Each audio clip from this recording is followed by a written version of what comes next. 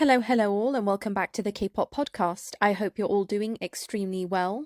In this podcast today, I wanted to discuss a few things that I've been enjoying and a few things that I would like to critique, and also discuss recent news. I like to discuss things more on the side of business, so I want to discuss some things about the management of a few groups, BTS in general, also some K-pop girl groups. So let's simply get on with the podcast. In terms of K-pop news, what's recently been going on, I'm sure you've all heard about the recent controversy about the K-pop girl group from Hybe, Lesserafim. I first want to talk about their debut and what I thought about the album in general. I think it's far too sexy to be promoting a girl group that contains two minors in the way that they've been doing it. I find it really uncomfortable, and personally, I can't actually watch the music videos and I can't watch them perform because I don't know the members well enough to be able to tell which one is the 16-year-old, which one is the 17-year-old. So overall, it just makes me feel very uncomfortable. But of course, they can dance, they're all pretty, etc. I don't think Hybe, I was going to say, I don't think Hybe are going to have a problem promoting them, but obviously due to this controversy, if this controversy hadn't have existed, then I would say that Lesserafim was totally on their way for stardom. I think their biggest competition, to me personally, would be Aespa. What's infuriating me about Aespa is the way that SM are managing, because I've recently been getting into Twice, and I've been thinking about and really contemplating, why is it that I like Twice? I like all the SM girl groups. I've liked Girls' Generation, they're probably my favorite SM girl group, possibly. I do really like Red Velvet as well, and I really want to like Aespa because of course they're very talented. SM doesn't allow low quality trainees to debut in their groups, in my opinion. Obviously that brings a whole lot of anxiety and problems with it for the idols themselves, but no one can doubt that SM artists are, at a very high standard and level. That's why I say I don't actually have a problem with the members themselves. It's just the way that the group is being managed and marketed, because I really want to get into Aespa. And if I contrast their debut with Red Velvet, I immediately really liked Red Velvet when they debuted. I thought Happiness was really fun, and you could feel their personalities oozing through from the beginning. And that's the problem that I'm having with Aespa now. I think that their problem is that their concept is robotic. They're supposed to be sort of, Vocaloids, the Japanese synthesoid characters. Their whole concept with Aespa, and definitely copying from KDA because KDA was very successful. KDA is also a synthetic synthesoid group, but voiced by singers you've probably heard of. But Aespa are being marketed as a sort of robotic group, and so they've sort of made the group themselves be robotic and are kind of forcing them not to have personalities. And I remember I was talking to someone about it, and they said SM's probably just very scared of any scandals occurring for this new girl group because they're really banking on Aespa being successful. So they basically don't want Aespa to have any scandals, so they're really editing them down, really making sure that they're seen and not heard. But as a woman, I don't like to see girl groups that are afraid of showing their personalities, afraid of being who they are, and I think that's what we latch onto when we watch these girl groups. So it's really sad that I'm seeing more of a personality coming out from the Lesserafim members who have just debuted compared to Aespa. And like I said, I think that is SM really forcing these girls not to have a personality. I remember there was an example of, I think her name is Ningning. I think her name is Ningning from Aespa, and they were at a radio show. She didn't know that she was on camera, so she made a funny face at, I think it was Karina, and then Karina had to point and tell her the camera's on us, and then she had to immediately change her expression, and they both had to try and stop themselves from giggling and gotta look pretty. And that kind of shows you that's just a little peep of the way they truly are as people. That is showing that they have personalities, these girls, and they're funny and they're humorous, and they can make ugly faces, but they're just so scared of their management, and their management is really just be Barbies, just be robot doll Barbies who are expressionless and just stunning all the time. And so the problem is it's not connecting. I know that they've made little reels and Instagram posts, and they've tried to do these personable vlogs, but because these girls are so scared of showing any ounce of who they truly are, I think there is a disconnect between the audience and the idols. And in terms of marketing, you can't get that parasocial relationship to form between fan and artist if we're not allowed to have a little sneak peek of the artist. Even if, let's say all of K-pop is a sham and all these idols are 100% fake, at least what they're selling you, at least what you feel seems real or feels real. Even if it's a total work face, game face all the time, it feels like something. And I think that's the disconnect with Aespa, which is a shame to me, and it's not their fault, and I'm sure that they are great girls. It's SM holding them back. back. You know what they need to do? They need to learn from Twice, because this is what I wanted to say. I've been recently getting into Twice. It's quite random. I didn't think I'd really get into them. I thought, oh, they're just very... I did think that, and it was my total mistake, but I thought that Twice were basically really good vocalists. Like, I think they have really good music. It makes sense to me that they were catered towards the Japanese market because their music is so anime-ish. I don't mean that in a bad way. I like anime music. I like J-pop, so it's fine. But there's kind of a time and a place for me to enjoy that kind of music or to want to listen to that music. So I never fully got into the group. And I did think that Twice were catering to male fans. That's what I thought, and that's what I assumed. My bad. But then watching them in these vlogs, I really enjoy idol vlogs. I know that some people will say it's all totally fake and, you know, they're always acting when they're on camera. And like, I know that you're showing a version of yourself on camera, but still, I don't think you're able to 100% be a fake person when you're recording yourself a lot. I think a little bit of you seeps through, and these girls have been active for so long that I think they're a bit more comfortable and looser and letting their personalities be shown a little bit more on camera. Anyways, watching these vlogs, specifically it was their tour vlogs, so each member got to record a vlog and they've been uploading it, I think possibly weekly, their US tour. And watching Twice has been really eye-opening to me, because I'm like, wow, I didn't think, especially like JYP, I didn't think that they would allow, especially a group like Twice, which is like their prized possession, crown jewels, I didn't think that they would allow the members to be so regular and normal, and like they feel so much like girls, like regular girls who just so happen to be Twice, you know? They have wants, they have needs, they have fears, they have hopes, they have emotional moments, and they do feel like a group of friends just hanging out in America most of the time. You can tell that there are friendships in the group and it's not totally manufactured. Like, of course, they've been put together, they've been manufactured, you know, hand selected to be in this group, but they truly have formed bonds, and I can tell each one has a different personality. It kind of reminds me of the Spice Girls. You know, that's what Twice remind me of, sort of how you had Sporty Spice, Baby Spice, Scary Spice. Like, there is a different member, different personality that you can relate to and enjoy in the group. And it's been really nice. I think her name is Nayeon. Sorry, I'm new with Twice. But the leader, like, I didn't realize how teasing she was. It was amazing to me. I was like, I can't believe that they're allowed to film her joking with the others and scolding the others. I thought things like this would be, you know, edited. And so it really hit me. I was like, oh, this is why they're popular. It's not just their music and how, you know, pretty they look and their dancing, etc. Like, of course, they're talented, but that always has to be with the most successful groups. And, you know,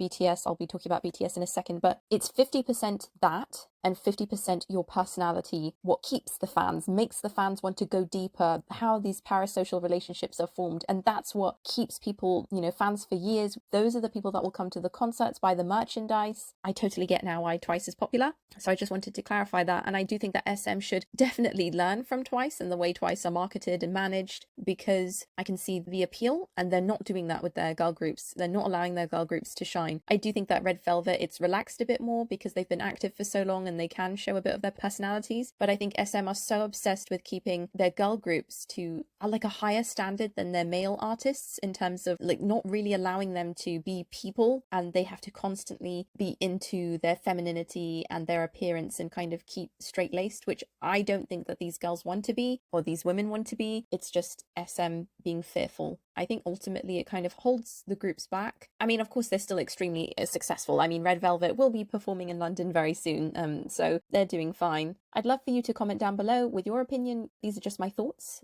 of the week, what I've been thinking about. But yes, I did want to circle back quickly to Lesserafim, and then we can talk about BTS. So Lesserafim have gone through a recent controversy with, I think her name is Kim Garam. Basically, she was accused, you know, victims have come forward saying they were bullied by her in high school. Just to clarify, Garam is the youngest in the group. She's 16 years old. So these victims have come forward and said that she was basically a bully. There's been a lot of proof coming out and evidence against her from these victims. I believe that a bullying case was filed at the school, but kind of like never brought up. And I know that people are discussing and kind of complaining as to why Hybe are staunchly denying these things, and apparently Hybe are lying and covering up things about this controversy and are trying to play it down and saying that the victims were lying. It's extremely difficult to verify what's true because no one's really saying what's true. No one's officially verifying what's true, but it does seem like there is a lot of evidence about school bullying. Like, I think that is undeniable. understandable that she's done that. I think it's just how much of it has she done, what's the severity of what she's done, etc., etc. If you want me to make a detailed video about the situation with evidence that I believe is true, etc., in terms of things that have the most backing, I can do that. But I did want to say that Hybe being extremely fishy about it. I understand that she is part of their company, but I haven't seen a company defend someone for bullying so vehemently as Hybe is for Garam. And I know that other people are saying, is this a nepotism case? Is this a case of, are her family very powerful? Are her family stockholders of Hybe? Because even the school didn't chuck her out for bullying. And I don't even know if they reprimanded her, but it just seems like she's been enabled to have this kind of behavior. And it's like, why? Is her family rich? And why is Hybe defending her? Because I'm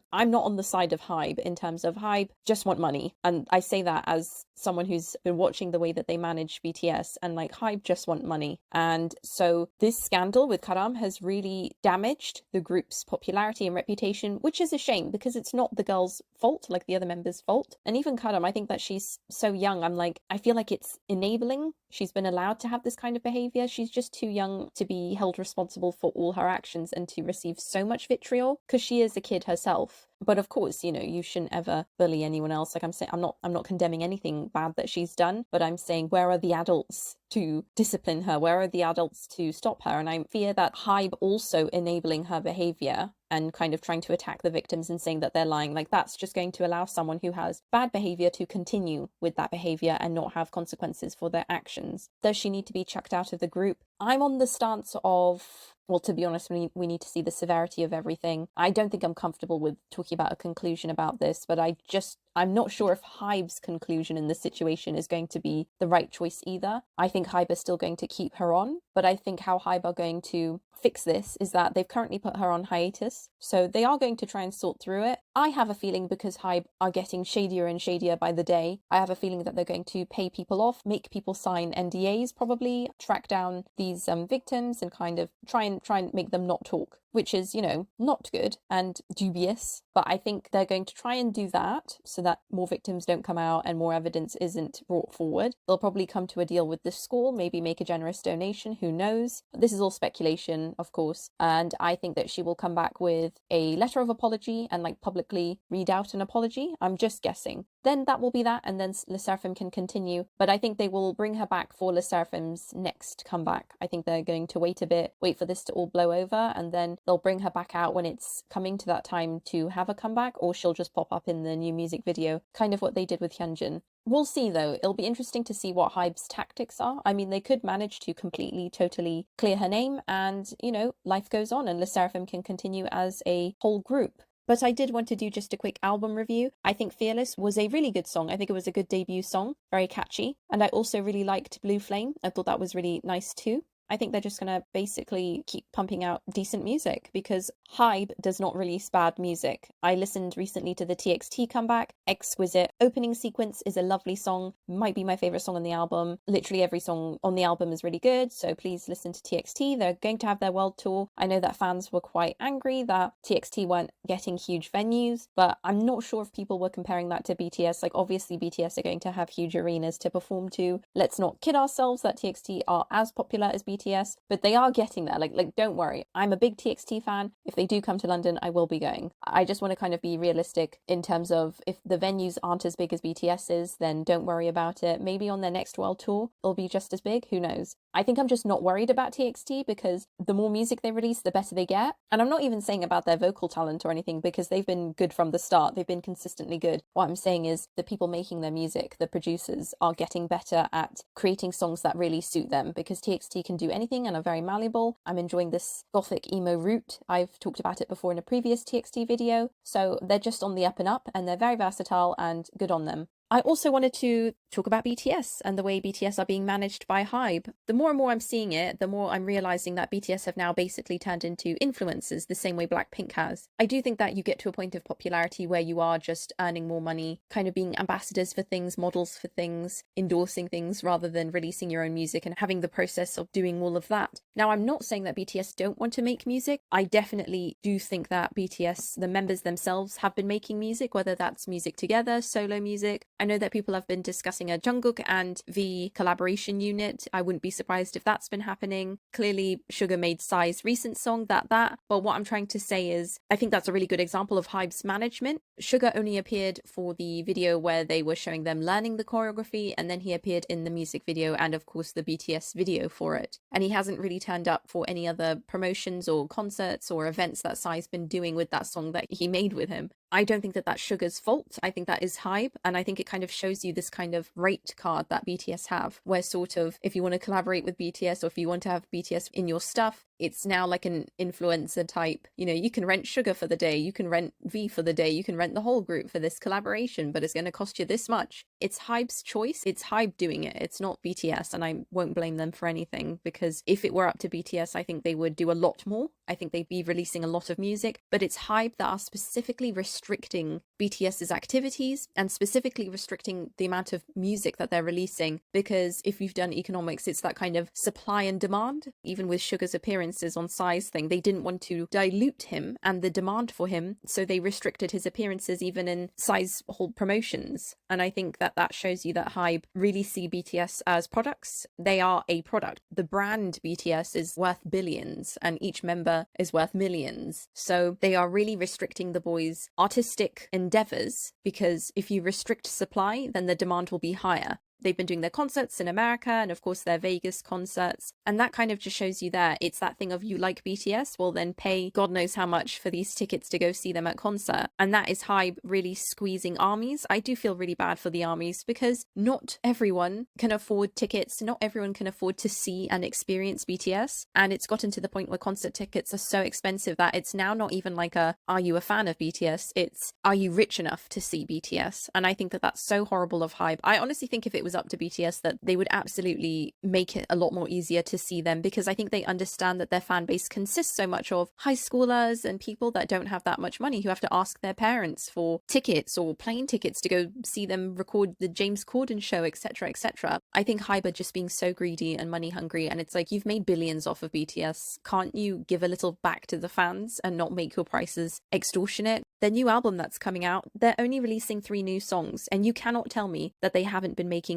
way more music than that behind closed doors. And I honestly think it's such a cash grab. This anthology album is such a cash grab, and it really irritates me, because Hybe are just so scummy. Hybe are becoming scummier by the day. I bet you they will release another anthology album later on in the year, and I think it will also have 3 new songs. So basically what they've done is they've got a full album, or they've got, you know, a mini album, they've got 6 new songs, but because once again restricting that supply to increase demand, they're only going to release 3 new songs for like the first half of this year to perform or whatever, and then the other 3 new songs later on in the year, that kind of thing. That's my kind of idea. And it's like, why couldn't you have just released an album with 6 songs, 6 new songs? It's because they knew that they could split it up, do this anthology thing, 3 new songs in one, 3 new songs in the other, and so you've basically had to pay double the price for one album. I know that they're also releasing demos, but I still feel like for the fans, you deserve more. I think fans deserve more, especially if you wait so long for BTS's music. I just don't think it's right. But of course, if you're a collector, you're going to enjoy the anthology album, you're going to enjoy the pictures, the photo cards, etc. And I don't want to detract from that fan experience. It's just, I'm seeing it from the way Hybe are seeing it, which is just money, money, money. Oh, I don't like that. I think ARMY have spent a lot. They've spent enough. And like I said, I honestly think if it was up to BTS, we'd be having albums galore and way more music, and like Rat Monster would release like just a mixtape online if he could, and J-Hope as well. But it's now a thing where like it has to be a new song every year, you know, it has to be like really restrict that supply and make people beg for new content. And I think BTS made so much music when they debuted, and they were just constantly releasing mixtapes. And like I said, like this is why I say Stray Kids really remind me of BTS, because it's like this constant, it's not we're being forced to crank out music and we're dying. It was, we love music, we love rap, we love what we do, and we just want to keep releasing. And I love that like the label was so encouraging, like JYP is so encouraging of Stray Kids making their own music and releasing it, and just like making these random songs on the side. I still love Mangne on Top and I still listen to it, but it's a shame that like BTS started off like that, and I think that really grew in popularity because you got really authentic tunes, and I really enjoy, and a lot of people really enjoy their older music, and I didn't think it was low quality because they were releasing so much music quickly. It's just gotten to the point where every release needs to be a big deal so that Hybe can make the most money possible and squeeze the most money out of their fan base as possible. And the reason why I say I don't think it's BTS is because I think they've been making lots of music and they're probably very frustrated, just like us, that they can't release more music sooner and quicker. I do think that if it was up to them, we'd be getting more albums and more songs. And you can tell that. You can tell with, the B album, they had the most input in that album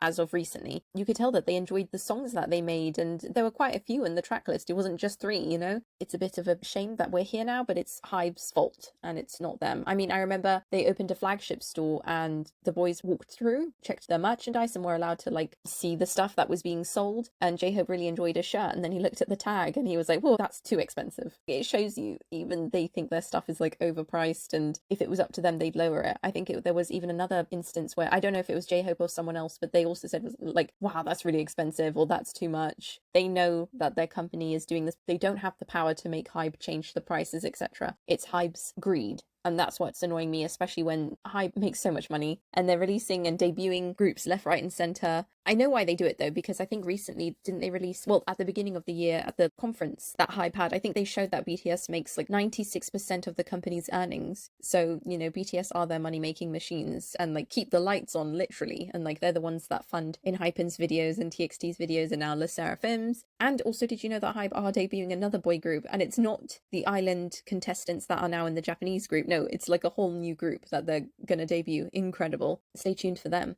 That was kind of my little rant about BTS and how I know it's not them, it's Hybe. It's Hybe. Everything comes down to Hybe. So yes, that was my little podcast episode, just talking about the management of BTS and girl groups, etc. I hope you enjoyed that little more on the business side episode. If you agree or if you have anything else to add, then please comment down below and I'll see you in the next one. Bye!